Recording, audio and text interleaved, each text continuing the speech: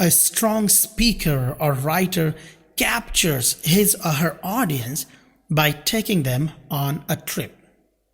But creating a coherent speech structure, story, and keeping the audience involved may be a little challenging. If you want to share a good story, use these 8 storytelling methods.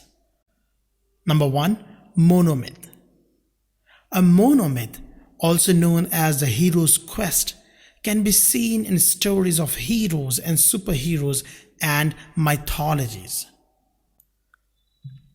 In a monomyth, with a single plot line, the central character steps out of his or her known world, struggles, learns valuable skills and lessons, overcomes the struggle and comes back to the known world to bring a change. An example of monomyth is The Lion King. I'm sure many of you have already watched this movie. The second is the mountain. The mountain is typically seen in TV series or serials, or also on Netflix series or Amazon Prime series. All these series, they have usually the mountain structure. It holds the tension and carries the action in a plot. In such plots, the things get better and then suddenly a problem comes. After this problem is solved and the things seem to get better, another problem comes on the way. The action keeps rising until the climax. A major difference between the mountain and monomyth is that the mountain may not have a happy ending. You can also use nested loops. The strategy is called nested loop because you may provide 3 or 4 storylines per part of the story. The main story stays in the center. It starts first and ends last. But around this story, there are many stories that help elaborate the core message of the main story. These other stories end before the main story ends. You can use it while talking about how someone's life story helped you overcome a problem. Here, your story is the central one with the core message. There are also sparklines. The sparklines have been the talk of the town after Nancy Duarte used her graphic design skills to analyze various successful speeches.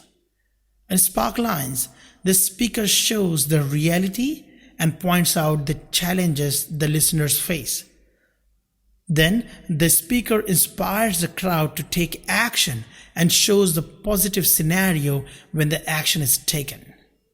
The most commonly given example of this is the speech "I Have a Dream" by Martin Luther King Jr.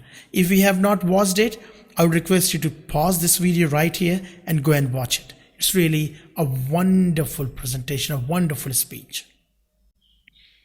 There are also converging ideas.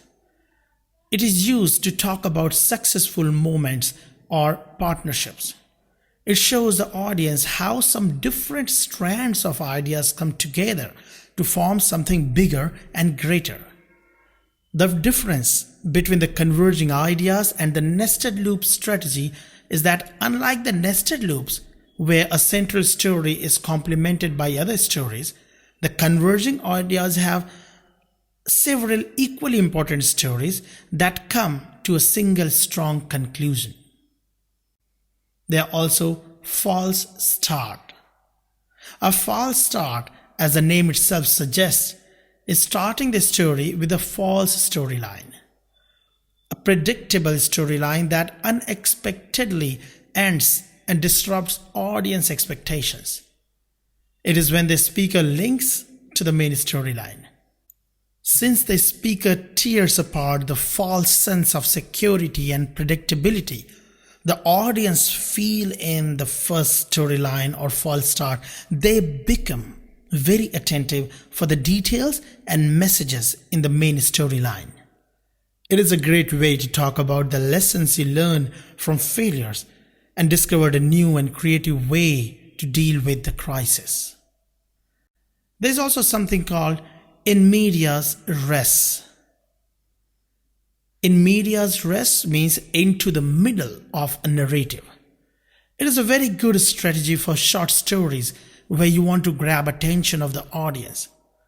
Here the speaker starts the story in the middle, tells an interesting or shocking part of it, and then goes back to timeline and explains how it started and how does it end.